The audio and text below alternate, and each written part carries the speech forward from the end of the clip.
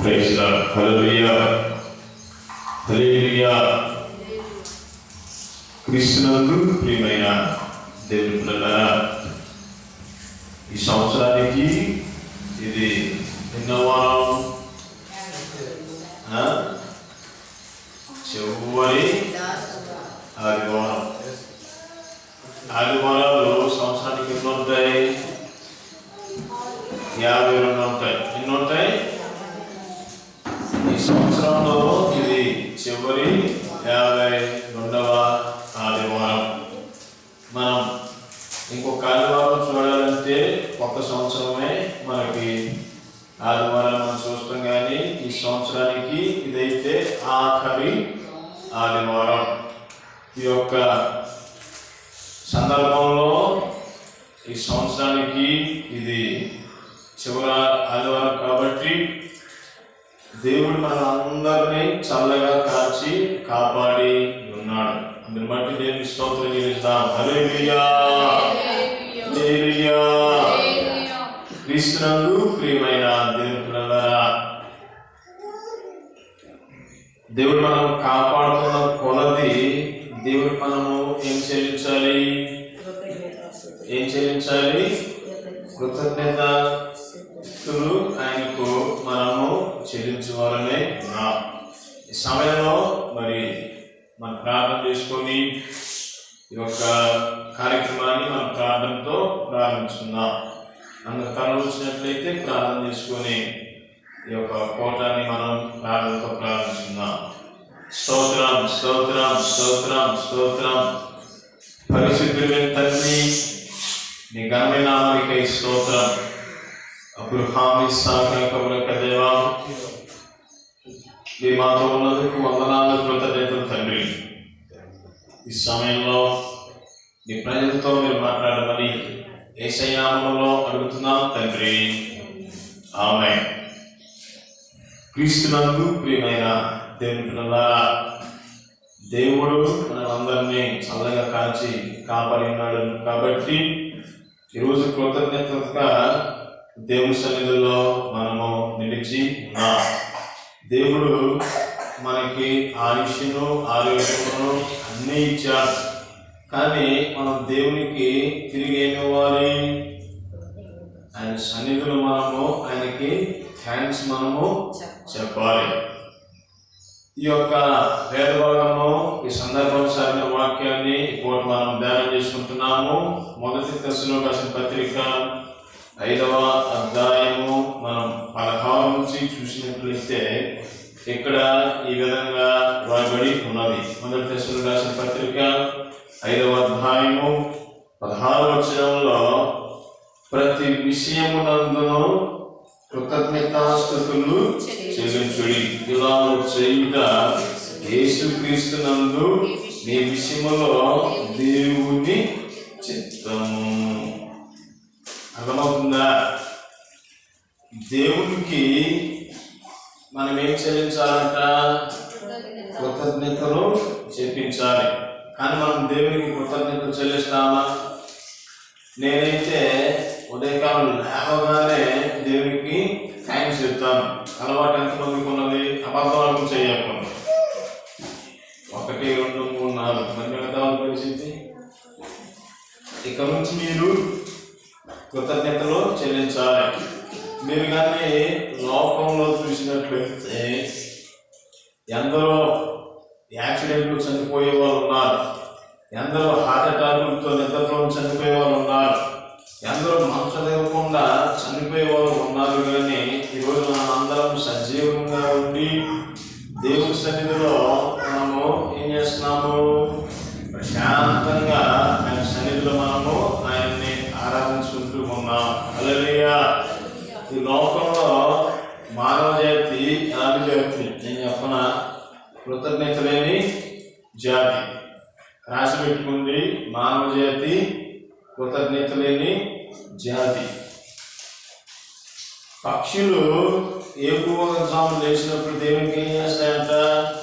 కృతజ్ఞతాస్తుతులు చెల్లిస్తాయి. దేవా, ఈ చిన్న జీవికి ఈ ప్రాణాన్ని దయచేసినందుకు నీకు వందనాలు తండ్రి అనేసి పక్షులు, కోకిలలు అట్లనే కోడులు ఇవన్నీ ఏం చేస్తాయి? ఎర్లీ మార్నింగ్ లేచి, మనుషులు లేచిన లేకపోయినా కోడి లేచి దేవునికి శుద్ధిస్తాయి, కాకులు లేచి దేవునికి శుద్ధిస్తాయి, జంతువులు కూడా దేవునికి ఏం చేస్తాయి?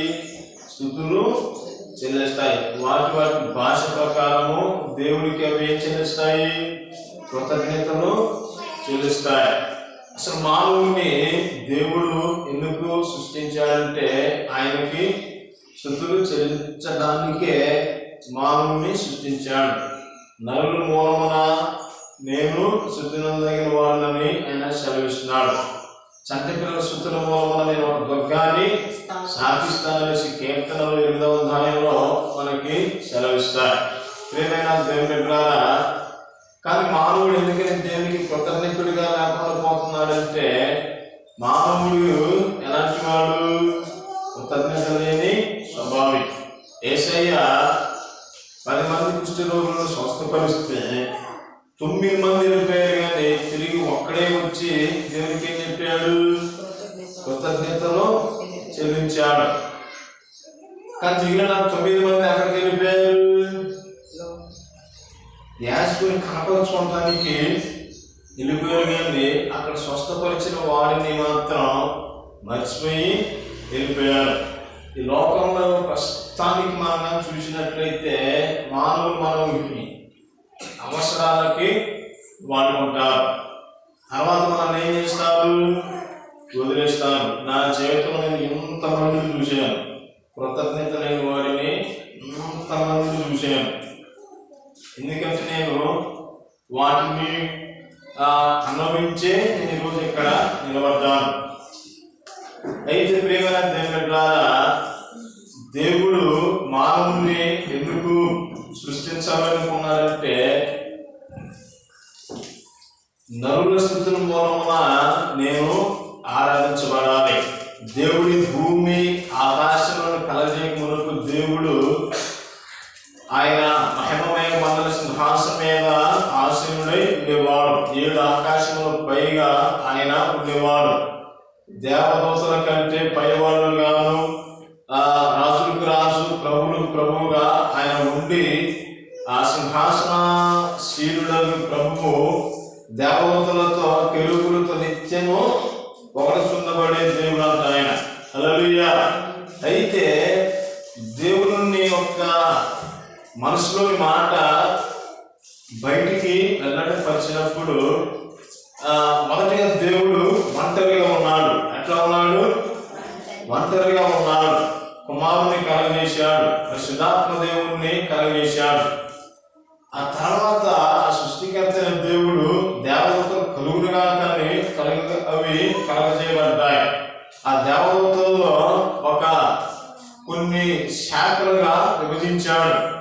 24 మంది పెద్దలు, ఆ తర్వాత కెరూబులు, సెరాపులు, వాటి తర్వాత గబ్రియేలు, మిఖాయిలు, రఫాయేలు, రఘుయేలు ఇలాంటి కొన్ని దూతలను కోట్ల దేవదూతలను గబ్రియేలు దూతలను కలగజేసుకుని దేవుని యొక్క మనసులోని మాటను ఆయన వెల్లడిచేశాడు. ఈ స్తుతులు నాకు సంపూర్ణంగా లేవు, కానీ నేనే నా యొక్క కోరికలో నా రూపంలో నేను మానవులని కలగజేసుకొని ఈ సింహాసనం మీద వారికి నేను చోటు ఇవ్వాలనుకుని ఆయన నిర్ణయించుకున్నాడు. హల్లెలూయా, హల్లెలూయా. ఆ నిర్ణయించినప్పుడు జరిగిన పరిస్థితి ఏంటంటే కొన్ని కోట్ల సంవత్సరాల తర్వాత అభిషేకించబడిన కెరూబు ఏం చేసింది?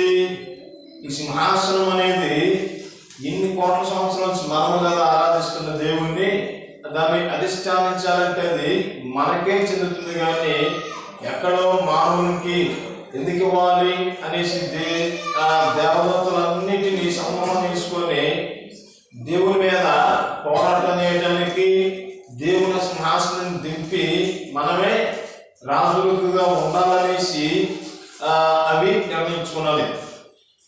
దేవుడు అన్నిటినీ తన మాటతో సృష్టిస్తే ఈ అభిషేకించబడిన కెరూబు అలియాస్ లూసిఫర్. ఏంది? లూసిఫర్ అంటే దయ్యం మన నాటు భాషలో. దీనిని ఎక్కడ కలగజేసాడంటే రాళ్ళ మధ్యలో నుంచి కలగజేశాడు. అర్థమవుతుందా? రాళ్ళ మధ్యలో నుంచి దేవుడు వాటిని కలగజేశాడు. అప్పుడు భూమి ఆకాశాలను ఆయన కలగజేసి వాటిని అలా పెట్టాడు. ఆదికాండం ప్రారంభ అధ్యాయంలో మనం చూసినట్లయితే భూమి నిరాకారముగా ఉండినట్లు భూమి మీద ఏమోనంట జలములపై చీకటి కమ్మి ఉన్నట్లు మనము చూస్తాం. అయితే దేవుని ద్వారా దీన్ని ఎక్కడి నుండి కలగజేశాడు? కావలసిన రాళ్ళ మధ్యలో నుండి ఆయన ఈ యొక్క లూసిఫర్ని కలగజేశాడు. అయితే దాని హృదయంలో ఏమొచ్చిందంట? గర్వం. చెప్పండి, గర్వం. గర్విష్టి స్వభావము ఎవరికైతే ఉంటుందో వాళ్ళలో పనిచేసేది ఏంటి? అపవాదే. రాసి పెట్టుకుని తగ్గించబడివాడు హెచ్చింపబడును, హెచ్చింపబడివాడు తగ్గించబడు అనేసి దేవుని లేఖనం సెలవిస్తుంది. ఈ రోజు చూసినట్లయితే చాలా మంది సేవకుల్లో కూడా ఏముంటది? పాస్టర్లలో గర్విష్టి స్వభావం ఉంటుంది. పాస్టర్లు చెప్తారు ఐక్యత ఉండాలి, ప్రేమ జాలి దయతో ఉండాలంటారు. కానీ వాళ్ళే ఎట్లా ఉంటారు? ఒకరికి ఒకరికి ఎట్టారు. ఈయన పైకి వస్తే వాడు వాడలేడు, వాడు బాగా అభివృద్ధి పొందుతుంటే ఈ పక్కన వాడలేడు. ఈ సంఘానికి ఎంతమంది అవుతారో, సంఘాలు ఎంత అవుతాయి అనేసి రోడ్ల మీద టీవీ దగ్గర కూర్చొని అడుగుతూ ఉంటారు. ఎన్న అవసరమా? నేను చెప్తున్నాను, పాస్టర్లే శత్రువులు. పాస్టర్లకి ఎక్కడ ఉండో బయట నుండి శత్రువులు ఉండరు. పాస్టర్లే శత్రువులుగా ఉంటారు. కల్వకుంట్ల సతీష్ కుమార్ గారు ఉన్నారు. ఆయన అక్కడ సంఘం నాటడానికి ఆయన నిర్మాణం పూర్తి చేస్తే ఏం చేస్తారు? స్టార్ట్ చేస్తే ఇక్కడ ఇది ఉండకూడదు అనేసి చాలా మంది పాస్టర్లు ధర్నా చేశారు కార్యక్రమాలు. ఆయన కూడా తెలిసి సేవకుడే కదా, చేతనైతే ఆగానే ఎదగాలి. చూసుకుని దేని పెట్టారా? ఈ గర్విష్టి స్వభావము ఎవరిది? సాతానుది. మనము ప్రతి విషయమందు మనం తగ్గించుకుని దేవునికి ఏం చేయాలి? కృతజ్ఞత మనం చెల్లించినట్లయితే దేవుడు మనం ఏం చేస్తాడు? హెచ్చింపజేస్తాడు. హల్లెలూయా. దేవుడిని హెచ్చించాలనుకుంటే ఏం చేయాలి? తగ్గించుకోవాలి. నువ్వు ఎప్పుడైతే దేవుని సముఖంలో తగ్గించబడి ప్రార్థన చేస్తావో నీ ప్రార్థన దైవ సన్నిధికి చేరుతున్నది. హల్లెలూయా. ఇక్కడ మనగా చూసినట్లయితే హృదయంలో గర్వం వచ్చింది. ఎందుకంటే ఆయన ఎలాంటి వాడు? సీసీ కెమెరా ఇప్పుడు కలగజేశాడు. కానీ సీసీ కెమెరా మొట్టమొదటిసారిగా ఎవరికి ఉన్నది? దేవునికి ఉన్నది. ఈ మనం చూసే సీసీ కెమెరాలలో వాళ్ళు చేసే ఆ యాక్షన్ మనం చూస్తాం, కానీ మాటల్ని రికార్డ్ చేయాలి. కానీ దేవుడు హృదయం ఏవైతే అనుకుంటాడో అది వెల్లడి అక్కడ అవుతుంది. ఎందుకంటే ఆయన హృదయములను పరిశోధించే దేవుడు. మనుషులు పై రూపాలను వస్తాడు. వాడు ఏ బొట్లు వేసుకున్నాడు, అవే శారీ పెట్టుకున్నది, వాళ్ళ ఇంట్లో ఫ్రిడ్జ్ ఉందా, వాషింగ్ మిషన్ ఉందా, డైనింగ్ టేబుల్ ఉందా, ఇలాంటివి చూసి మనుషులు మనకి రెస్పెక్ట్ ఇస్తారు. కానీ దేవుడు అలాంటివి ఏమి చూడడు. ఏం చూస్తాడు? ఆయన అంతరంగాలను ఆయన చూస్తాడు. హల్లెలూయా. దీని హృదయంలో ఉన్న గర్విష్టపు ఆలోచనను దేవుడు గుర్తెరిగి దాన్ని పట్టి ఏం చేశాడు? ఈ భూమి మీద దాన్ని నెట్టాడు. నెట్టినప్పుడు ఈ రాతున్న ఆ మధ్యలో వచ్చింది కాబట్టి ఎంత ముక్కలైపోయి ఏం జరిగింది? ఆ మొక్కలు చిన్న చిన్న రవ్వగా మారుతుంది. ఏమైపోద్ది? మట్టిగానే మారిపోయింది. అర్థమవుతుందా? భూమి మీద సాతాను క్రియలు ఎందుకు ఎక్కువైపోయాయంటే ఈ సాతానుడు అనేవాడు ఇక్కడ పడిపోయాడు. అర్థం చేసుకోండి. అందుకని ప్రతి హృదయంలో పాపాలు భయంకరమైనవి ఉంటాయి. దేవుడు మానవుని కలగజేసిన తర్వాత ఏం చేసాడు? మానవునికి మొదటిగా ఏదైతే అవసరమో వాటన్నిటినీ మానవుని కోసము సిద్ధం చేశాడు. ఈరోజు ఇక్కడ నేను వాక్యం చెప్పడానికి వచ్చాను, అవునా?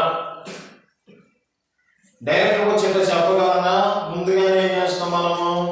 చర్చి ఊడ్చుకొని, పాటలు పెట్టుకొని, మైకులు పెట్టుకొని, ఇలాంటి వీడియో కెమెరాలు పెట్టుకొని ఇట్లాంటివి మనం చేస్తాం. ఇవన్నీ ముందుగా సమకూరిస్తేనే మీ పొద్దున మీరేం చేస్తున్నాను చెప్పగలుగుతాను.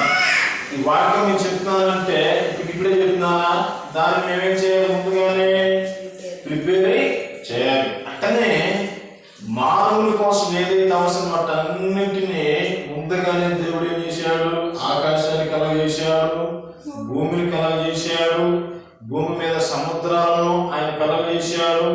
మానవుడికి ఆకలి అయితే ఏవి తింటాడో ఆ ఫల వృక్షాలను వాటిని చేశాడు. అర్థమవుతున్నదా? బట్ మాంసం అవసరమైతే కొన్ని జంతువులు మానవుని కోసం చేశాడు.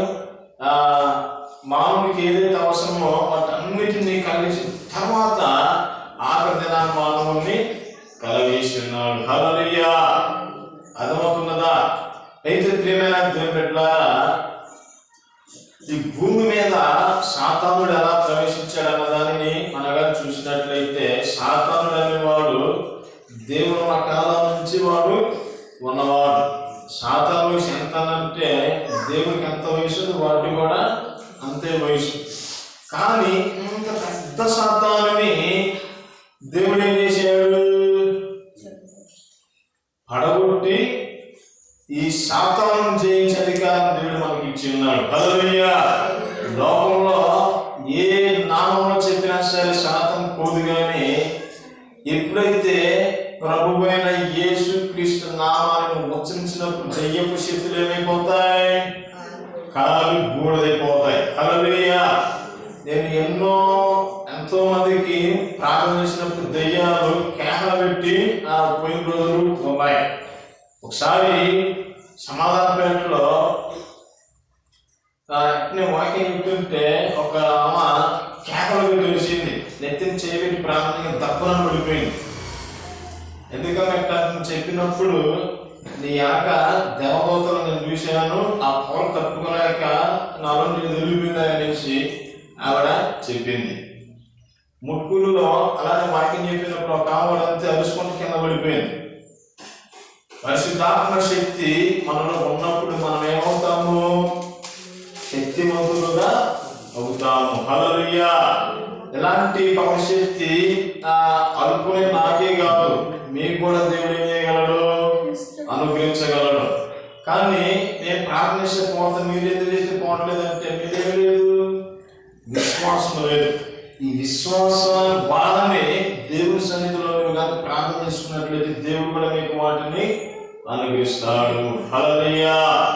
అర్థమవుతున్నదా? అయితే సాతాను ఎలా ప్రవేశించాడంటే వాడు ఈ భూమి అవతల అంతా ఏముంటాయి? శూన్యము. ఈ శూన్యములో నుంచి వాడు అడవిలోనికి వచ్చాడు. అడవిలో నుంచి ఎడారులు దాటాడు. ఎడారులు దాటుకుంటూ ఏదేని వనానికి వచ్చినప్పుడు మొట్టమొదటిగా వాడు చేసింది ఏంటంటే సర్పాన్ని వాడు వశపరుచుకున్నాడు, పావుని. అందుకే పావులు ఏమవుతాయి? శపించబడతాయి.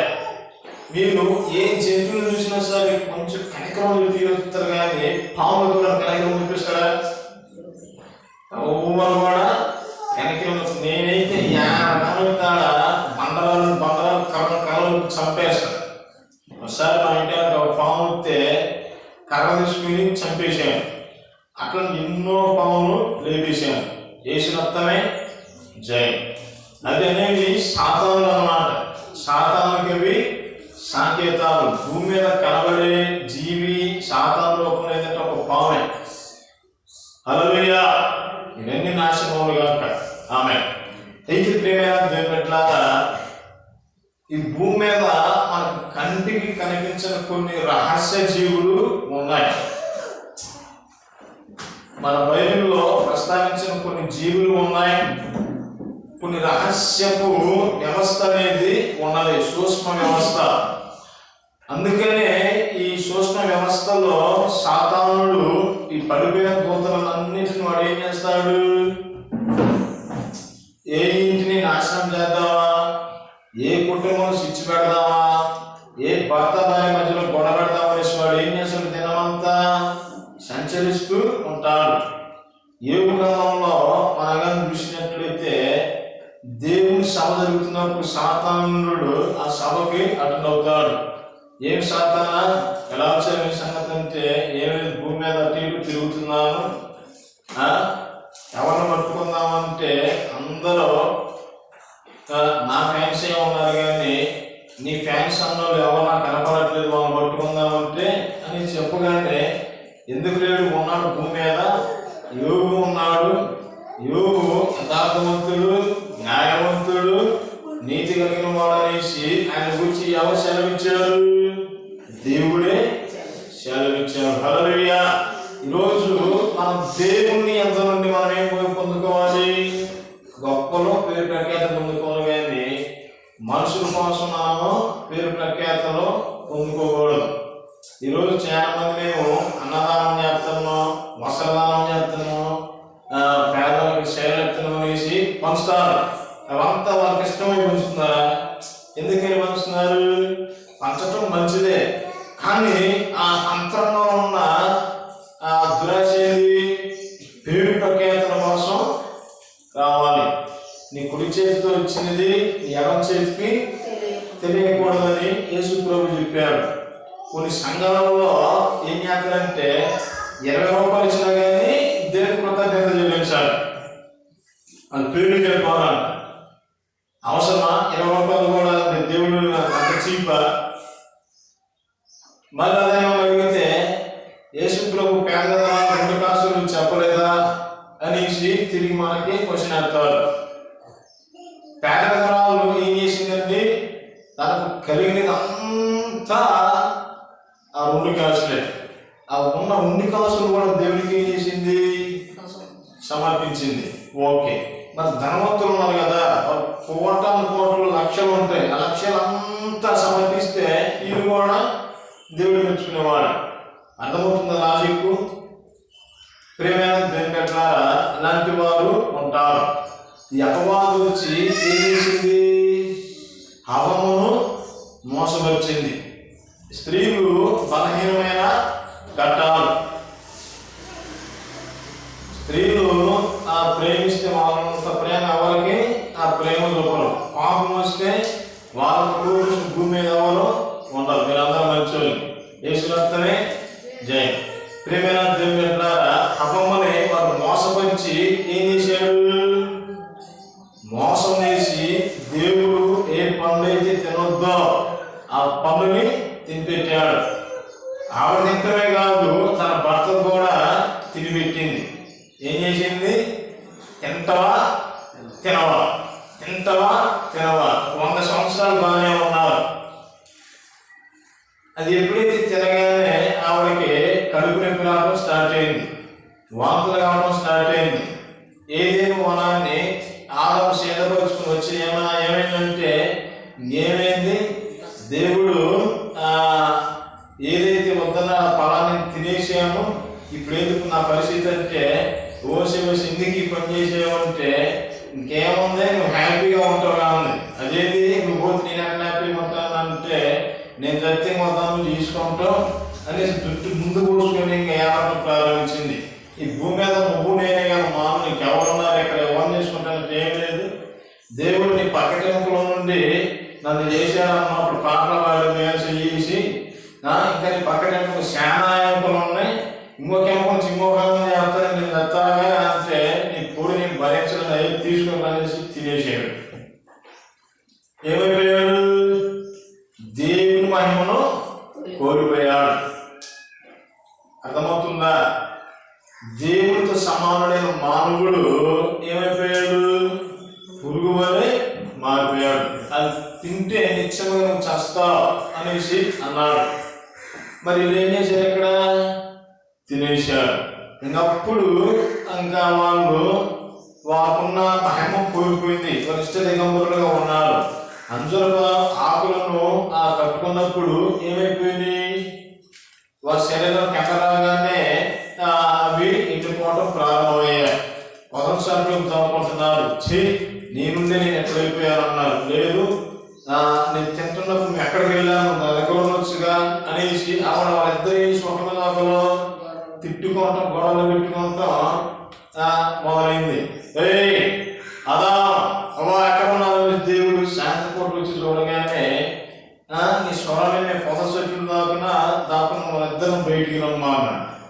బయటికి రాగానే వారి ఒంటి మీద ఏం లేవు, వస్త్రాలు లేవు. మొట్టమొదటి ప్రపంచంలో ఎవరు టైలర్ అంటే దేవుడే. గొర్రెపిల్లను వధించి వారికి వస్త్రాలను ఇచ్చాడు. ఆదాముకి జీన్ ప్యాంటు, జీన్ సొక్క, అమ్మమ్మ కూడా జీన్ జాకెట్, జీన్ చూడీదార ఇచ్చేసాడు. యేసు రక్తమే జయం. ఎర్ర సముద్రాన్ని ఎండబెట్టిన దేవుడు వాటిని ఎండబెడతాం లెక్క ఇచ్చేసి వారిని శపించకుండా ఏం చేశాడు, మళ్ళీ వారి పాపము పోయేటట్టు ఒక ఆజ్ఞను ఇచ్చేసి ఆ ఏదైనా మనం నుంచి బయటికి గెంటేసాడంట. అర్థమవుతుందా? ఆ ఏదైనా మనానికి ఖడ్గజ్వాలను కాపుదలుగా పెట్టారు. అయితే రక్షకుని గురించిన సువార్త ప్రవచనము, యేసుక్రీస్తుని గురించి ప్రవచనము దేవుడు పంపించాడు. ఈ భూమి మీద ఇంకేం మొదలైంది, వారి పిల్లలంటూ మొదలైనప్పుడు వాళ్ళలో నుంచి భయంకరమైన మనుషులు రావడం ప్రారంభించారు. అప్పటికే పడిపోయి ఉన్న ఈ యొక్క దేవదూతలు ఉన్నాయి కదా, అవన్నీ ఏమైపోయాయి, దెయ్యాలుగా మారిపోయి ఈ మనుషులతో పాపం చేసినప్పుడు భూమి మీదకి నెఫిలీలు అనేవారు వచ్చారు. ఎవరు వచ్చారు? నెఫిలీలు అనేవారు వచ్చారు. ఆది కాలము 6వ అధ్యాయము మనం ప్రారంభం చూసినట్లయితే పూర్వకాలము పేరు పొందిన సూర్యులు వీరే. వీరు ఒక్కొక్కడు 20 అడుగులు 30 అడుగులు దాకా ఉండేవాళ్ళు. చూసుకోండి. వీరు మొదటిగా జంతువుల్ని వేటాడి తినడం ప్రారంభించారు. వీరికి జంతువులు చిక్కకపోతే వీరేం చేసేవాళ్ళు, మనుషులను పేక తినేవాళ్ళు. మంచి మంచి అమ్మాయిలను పెళ్లి చేసుకొని వారితో అక్రమంగా సంతానం కంటే ప్రారంభించినప్పుడు ఈ భూమి మీదకి కొంతమంది రాక్షసులు కూడా పడటం ప్రారంభించారు. మనుషుల్ని ఎందుకు కలగజేశానా అన్న నెపము ఆ యొక్క వార్తావాహిని ఈ భూమి మీద ఉన్న అపవాదైన సాతానుడు చూసుకో, నేనేదో మనసులో గర్వించినందుకు నన్ను కిందగా పెట్టాను, నీ రూపంలో నీ పోలికలో చేయబడిన ఈ మానవులు ఎంత దుర్మార్గులుగా ఉన్నారు భూమి మీద, చూసావా వాళ్ళ సంగతి ఏంది, నా సంగతి ఏంది, వాళ్ళకి ఎట్ట చేసి నాకు ఎట్ట చేస్తావు అనేసి దేవుడికి వాదన చేయటం ప్రారంభించాడు. ఆ చెడుతనం అంతా దేవుడు చూసినప్పుడు ఏమైపోయింది, నలు హృదయాలన్నీ చెడ్డగా మారిపోయాయి. అప్పుడు దేవుడు కనుగొన్నాడు, భూమి మీద వాళ్ళ నీతిమంతులుగా ఉంటారేమో అనేసి. ప్రపంచం అంతా ఎవరు లేరు కానీ ఒకే ఒక నీతిమంతుడిగా ఉన్నారు, ఆయనే నోవాహు. ఎవరు? నోవాహు. నోవాహు తన తరములలో నిందారహితుడుగా దేవుని కొరకు జీవించిన వ్యక్తిగా ఉన్నప్పుడు నోవాహుని దేవుడు ఆ దినాలలో పిలిచాడు. హల్లెలూయా, హల్లెలూయా. నోవాహు ఈ భూమి మీద పాపం ఎక్కువైపోయింది, ఈ దురాత్మలో ఈ మానవత ఎక్కువైపోయి భయంకర నిస్త్రంగా ఈ పాపం ఏమైపోయిందంటే ఉంటుంది. కావున భూమి అనేది పాపాన్ని మోయలేకపోతున్నది, ఆకాశం అనేది ఈ పాపాన్ని చూడలేకపోతుంది. రెండు దేవుని దగ్గర ఏం చేస్తున్నాయి, మొరపెట్టుకుంటున్నాయి. సృష్టి యావత్తు ఏకగ్రీవముగా మమ్మల్ని నాశనం చేయి, మమ్మల్ని నాశనం చేసి దేవుని దగ్గర ఏం చేస్తున్నాయి, మొరపెట్టుకుంటున్నాయి. ఎందుకని? భూమి మీద పాప భారము ఎక్కువైపోతుంది, నేను మోయలేను అనేసి అంటుంది. ప్రసవ వేదన పడుతున్నాయి అంట. పిల్లలకంటే ఎంత బాధ ఉంటుందో అంత బాధతో మేము ఈ దుర్మార్గం మోయలేకపోతున్నాం, ఈ పాపాత్మలను మేము, ఈ కఠినాత్మ మేము మోయలేకపోతున్నాం. సంచేయి నాశనం చేసి భూమి ఏం చేస్తుంది, మనుషుల మీద నిందారోపణ మోస్తుంది. ఆకాశం ఏం చేస్తుంది, ఇలాంటి దుష్టులను, ఇలాంటి నీచకాలు చేసే దరిద్రులను మేము చూడాలా, బుద్ధు ప్రభా మమ్మల్ని చంపి వాహన నాశనం చేసి అదేం చేస్తుంది, దేవుడికి మొరపెడుతుందని రోమియో పత్రికలో ఉంటది. సృష్టి యావత్తు ఏకగ్రీవముగా మొరపెడుతున్న ఆ దినాలలో ప్రేమమయుడైన దేవుడు ఏం చేశాడు, ఒక నీతిమంతుని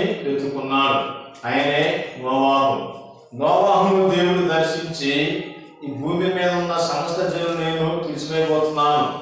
నీవు నీ కుటుంబీకులు బతకాలంటే ఒక ఓడను సిద్ధం చేయి. ఆ ఓడలో ఎవరైతే ప్రవేశిస్తారో వారికే బతుకుతారు, వారికి రక్షణ వస్తుంది. లేదా వాళ్ళందరికీ ఏమొస్తుంది? అంతము వస్తుంది. భూమి మీద నేనే కలగబోతున్నాను, ప్రచండమైన వర్షాన్ని పంపించబోతున్నాను. అంతకుముందు మరి పంటలు ఎట్టబడి ఆ దినాలలో ఆకాశం నుంచి మంచు పడేది. మీరు ఉదయకాలము 6 గంటలకి లేచినట్లయితే ఒకసారి బైపాస్ మీదకి వెళ్ళాలి ఊరు బయటికి. అసలు అటు వచ్చే చేలు కానీ పంట చెరువు ఒక్కడ కూడా మీకు కనపడదు. మొక్కజొన్నలో తోటలో ఉదయకాలం అట్టబడితే తెలుసా, మంచుతోనే అవి పండుతాయి. 10 కల్లా మళ్ళీ ఎండ వచ్చేసింది, వాటిని వెళ్ళగొడతా ఉంటుంది. తర్వాత మనం చూసినట్లయితే ఈ భూమి కింద ఏముంటాయి? నీటి మొక్కలు. పూర్వకాలము పైపులు తప్పిందే వాళ్ళు బావిలను తవ్వితే అందులో నుంచి వాటర్ అనేది పైకి వస్తుంది. అలాంటిది మీరు జంగమేశ్వరపురంలో కోనేరు ఉంటుంది. కోనేరు ఎంతమంది చూశారు? కోనేరు ఎంతమంది చూశారు? అది మా మగపిల్లలందరూ చూశారు. ఎందుకంటే స్విమ్మింగ్ పూల్కి వెళ్తూ ఉంటారు ఆడికి. అది పూర్వకాలం కింద ఉన్నవి ఏం చేస్తాయి? ఇవి నీళ్లు ఉడుకుతూ ఉంటాయి. ఆ నుంచే ఆ దండగట్ట కాలువ ప్రవహిస్తూ ఉంటుంది. అట్లా ఆ దినాలలో పంటలను పండుకునేవారు. కానీ వర్షం అన్నదాన్ని మనం ఎప్పుడు చూడలేదు. నోవాహు ఆ సమాచారం కొత్తగా ప్రకటిస్తుంటే, నోవాహు తాతకి వయసు అయిపోయి పిచ్చోడు అవుతుందా, ఎక్కడ చూసినట్లయితే మారుతుందంట, వాడగడుతుందంట అనేసి అంటున్నారు. అందరూ వాళ్ళని ఎక్కడ కడతారండి? సముద్రం ఒడ్డులు కడితే నోవా ఎక్కడ చేశాడు? ఒక కొండ మీద కడతాం ప్రారంభించాడు దాన్ని. ఈ దరిదాపు నుంచి పిడుగురాలంత పొడవు ఉంటుంది ఆ యొక్క వాడ. అనేకమైన జంతువులు అందులోకి వచ్చాయంటే మీరు అర్థం చేసుకోండి. అర్థమవుతుందా? 3 అంతస్తు వెడల్పులో వాటిని కట్టాడు. తన 7 నోవాహుతో పాటు నోవాహుకి ఎంతమంది? 3 కొడుకులు ఉన్నారు. తన భార్య, తన కొడుకులకి వాళ్ళ భార్యలు, వాళ్ళ పిల్లలు. అట్లా వారు ఆ నోవాహుని ఆ ఓడలోకి ప్రవేశించినప్పుడు దేవుడి నిర్ణయకాలం వచ్చింది. ఎన్ని సంవత్సరాలు ప్రకటించారు వాళ్ళకి? ఎన్ని సంవత్సరాలు ప్రకటించారు సువార్త? 120 సంవత్సరాలు. ఎన్ని సంవత్సరాలు? 120 సంవత్సరాలు ప్రకటించిన మానవ స్పందనగా నమ్ముకున్న సస్తారా అంటే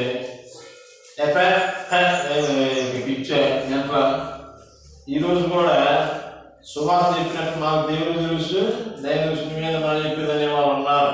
దుర్మార్గులు. నమ్మిన వాడికి రక్షణ, నమ్మవాడికి శిక్ష. దేవుడు మొదటిగా జలప్రలయంలో దేవుడిని మనుషులందరూ చంపేశాడు. తర్వాత భూమి మీదకి అగ్నిని పంపించి నాశనం చేయబోతాడు. భూమి ఆకాశం గతించినా కానీ నా మాట గతించవు. అంటే గతించడం మాట వచ్చినట్టు ఇవన్నీ ఏమైపోతున్నాయి? గతించబోతున్నాయి. హల్లెలూయా. అందుకని ప్రకటన గ్రంథంలో మనం కానీ చూసినట్లయితే 21వ అధ్యాయంలో ఉంటుంది. అంతటి నేను కొత్త ఆకాశమును కొత్త భూమిని నేను చూశాను అంటాడు. కొత్త ఆకాశం కొత్త భూమి అంటే నివసిస్తే నీ భూమి ఉండదు, ఆకాశం మనకి ఉండదు. హల్లెలూయా. అర్థమవుతుందా? ఏం చెప్పేమైనా దేవుని ద్వారా ఈ నీతిమంతుడి ద్వారా మరలా ఏమైపోయింది? భూమి అనేది నింపబడింది. భూమి నింపబడినప్పుడు దేవుడు తన మనసులో బాధపడ్డాడు. ఇంకెన్నడూ ఇలాంటి తప్పిదాలను నేను చెయ్యను, ఇలాంటిది ఇంకెప్పుడు నేను చేయాలనేసి మనసులో ఉంచుకుని ప్రేమామయుడు ఆ రక్షణ ప్రణాళికను నెరవేర్చుటకు యేసుక్రీస్తుని ఈ లోకానికి పంపించి ఉన్నాడు. హల్లెలూయా. ఇక్కడ మానవుడు దేవునికి ఏం కలుగజేయాలి? స్తుతియాగము, కృతజ్ఞతలు చెల్లించాలి. మనం దేవునికి ఏమి ఇవ్వగలం? మనం దేవునికి గొర్రె పశువులను ఇవ్వగలమా? దేవునికి సంపూర్ణమా? బలునిస్తే దేవుడు సంతోషిస్తాడా? ఉదాహరణకి మీకు అర్థం కాదని చెప్తున్నాను. నేను విజయవాడలో చదువుకున్నాను. ఆ చదువుకున్న దినాలలో ఏం జరిగిందంటే, ఎవరైతే బద్ధకంగా నిద్రపోతారో, ఎవరైతే బాగా ఎగ్జామ్స్లో వెనకబడి ఉంటారో, ఎవరైతే క్లాస్కి లేటుగా వస్తారో వారి గురించి వారికి సన్మానం చేస్తారు మా కాలేజీలో. ఒకసారి ఏం చేశారంటే, ఒక అబ్బాయి ఎంత చూసినా వాడు బద్ధకంగా ఉంటున్నాడు. అటు కాకినాడకి వెళ్ళి బాగుంది. ఈ అబ్బాయి చాలా బద్ధకస్తుడు అన్నమాట. వాళ్ళు ఏం చేస్తారంటే, ఎవరైతే అట్లా ఉంటారో వారిని స్టేజ్ మీద పిలుస్తారు. ఇంత అట్టపెట్టు నిండా ఏం చేస్తారంటే, వాడు పాత చీపులు, పాత బూట్లు, పాత గొడ్లు కప్పుకొని దుప్పట్లు ఉంటాయి కదా, అలాంటి బొతకనే ఏది చండాలు ఉంటాయి అన్నీ అందులో వేస్తారు. అందులో దాని వల్ల ఏం చేస్తారంటే గిఫ్ట్ ప్యాక్ లాగా సూపర్గా చేస్తారు. ఈరోజు బ్రదర్ ఈ ప్రైజ్ని గెలుస్తున్నారు, వచ్చి స్టేజ్ మీదకి వచ్చి తీసుకోవాల్సింది అనేసి వాడికి ఒక శాలం చెప్పి ఇది చూపినప్పుడు నువ్వేం చేసావో ఈ గిఫ్ట్స్ పొందుకున్నావు కదా, మరి ఇంత గిఫ్ట్స్ని మాకు వెల్లడిపరచమన్నప్పుడు అక్కడికి ఆ క్లాస్ చెప్పే master, first year, second year students ఉంటారు. వీళ్ళందరూ ఏం చేస్తారంటే అక్కడ మనకి ఏమొచ్చాయి అనేసి ఆసక్తిగా చూస్తున్నాం. మేమన్నాం ఎందుకు ఈ ముందుకలేకపోతున్న మనసులో అనుకున్నాం. సరే అబ్బాయి ఏం చేసిందంటే వాటిని కోసి ఎప్పుడు తీయగానే మొదటగా తీసినప్పుడు ఏమొచ్చిందంటే వాడు కడ్డాన్ని వచ్చింది, చెయ్యని పక్కన వేసాడు. ఇంకోటి తీయగానే వాడు పాతగిలిపోయిన షూ ఉన్నాయి, షూ తీశాడు. ఇంకోటి తీయగానే వాసన పడుతున్నా వాడు దుప్పటి తీసాడు. ఏంటి అంటే నీకు వచ్చిన గిఫ్ట్ ఏంటి సార్, ఇది నా సంతోషమే సార్ అన్నాడు. ఎందుకంటే ఎంత నాశనం నాకే ఇచ్చేయాలి, కొత్త ఏదైనా తిరిగిన సంతోషం వచ్చేదంటే నీ బద్ధకానికి ఇదే నీ గిఫ్ట్ అనేసి పో ఎదవా నుంచి తిట్టాడు అన్నమాట. అంటే అర్థమవుతుందా? మనసులో మనకి ఇస్తే మనకు సంతోషమా? ఇప్పుడు నేను ఒక 10,000 మీకు ఇచ్చాను డబ్బు, దానికి వడ్డీ ఒక 5,000 ఎక్స్ట్రా నాకు ఇస్తే నాకు హ్యాపీగా ఉంటుంది. చేసిన అప్పుకి 10 సంవత్సరాల తర్వాత అదే 10,000 ఇస్తే బాగుంటుందా? మీకన్నా బాగుంటుందా? ఎవరికి బాగోదు. మరి దేవుడికి ఈ బలులు ఇస్తే దేవుడు ఊరుకుంటాడా? పశువు పుట్టించేది ఎవరో? దేవుడే. అర్థమవుతుందా? కొండపై 1000 పశువులన్నీ ఎవరి? నాయే కదా. మీరు అర్పించే ఆ బలార్పణ సంతోషమా? ఆ కోడెలని తలకాయ నరికినప్పుడు రక్తం చివిచి కొట్టిద్ది. ఆ కోడలన్నీ ఏమవుతాయి? దినకర కుట్టుకుంటుంటే ఆ బాధాకరమైన సన్నివేశం చూడటం దేవునికి ఇష్టమా? సంతోషమా? లేదరే మీరు చేయాల్సింది ఏంటంటే స్తుతులు చెల్లించండి రా. మీ హృదయం నుండి స్తుతే మీరు చెల్లించే కృతజ్ఞతలే నాకు ఇంపైన సువాసన రూపము. హల్లెలూయా, హల్లెలూయా. బాధ కలిగిన దేవుని స్తుతించాలి, వేదన కలిగిన దేవుని స్తుతించాలి. దుఃఖం వచ్చిన దేవునికి మనం స్తుతులు చెల్లించినట్లయితే దేవుడు మనల్ని ఉన్నతంగా ఆశీర్వదిస్తాడు. దేవుని చిత్తం చేయడానికి చాలా మంది ప్రార్థన చేస్తూ ఉంటారు. నీ చిత్తం చేయాలంటే ఎట్ట, నీ చిత్తం ఎట్ట, నీ చిత్తం ఎట్ట అనేసి గంట మూలు పెట్టినా కానీ వాళ్ళకి బయలుపరచబడదు. దేవుని చిత్తం నెరవేరిపోయిందో తెలుసా? ప్రతి విషయం ముందు దేవునికి కృతజ్ఞతాస్తుతులు చెల్లించాలి. హల్లెలూయా, హల్లెలూయా. నీ చిత్తాన్ని నెరవేరినట్లు అనేసి మాట్లాడుతూ ఉంటారు. కాదు, నీ చిత్తం ఎడలా నెరవేర్చు అనేసి చేయటం దానికంటే నా ఎడల నా చిత్తం ఎలా నెరవేరిద్దో ఆ విధంగా నా జీవితాన్ని కొనసాగించు నాయన అని ప్రార్థన చేయటమే గొప్ప విషయం. అర్థమవుతుందా? నా చిత్తాన్ని నెరవేర్చినంటే దానికన్నా నేను ఏం చేసిన చిత్తం నెరవేరిద్దో అది నా ఎడలను జరిగించు ప్రభు అనేసి దీనికి మనం ఏం చేయాలి? ప్రార్థనలు కృతజ్ఞతలు చెల్లించాలి. అందుకనే మానవుడు ఏం చేస్తాడు? కఠినాత్ముడుగా మారిపోయాడంటే సాతానిసిన గింజలు వాడి బీజాలన్నీ మనలో నాటుకుపోయాయి. మనం అబద్ధాలు ఆడుతామంటే దానికి కారణాలు సాతాన్. కుయుక్తితో మన పనులు చేస్తూ ఉంటాం, దానికి కారణం ఎవరు? సాతాన్. లాభం వచ్చే చోట ఉన్నంతలో మనము లాక్కుంటాం, దానికి కారణం ఎవరు? కుయుక్తితనం. వ్యాపార రంగంలో ఎన్నో మోసాలు భయంకరంగా జరుగుతూ ఉంటాయి. ప్రియమైన దేవుని ద్వారా దేవుడు మనల్ని మన హృదయంలో కోరుకునేది ఏమిటంటే కృతజ్ఞతలో. మీరు అన్నా నమ్మకపోయినా నేను లాభం ముందుగా దేవుడా నన్ను బ్రతికించా, నీకు వందనాలు కృతజ్ఞతలు అనేసి నేను ముందు దేవునికి కృతజ్ఞతలు చెల్లిస్తాను. నా తెలిసిన పాస్టర్ నాకు లేపగానే వాళ్ళ ఇంట్లో ఏం చేయాలి? ఫస్ట్ ప్రార్థనతోనే ఏ పనులైనా సరే స్టార్ట్ అవుతాయి. ఫ్యామిలీ పేర్లు తాతయ్య ఉంటాడు, నేను ఫిజియోథెరపీ చేస్తాను. ప్రార్థన లేనిదే నీళ్ళు నాలో అన్నదండి.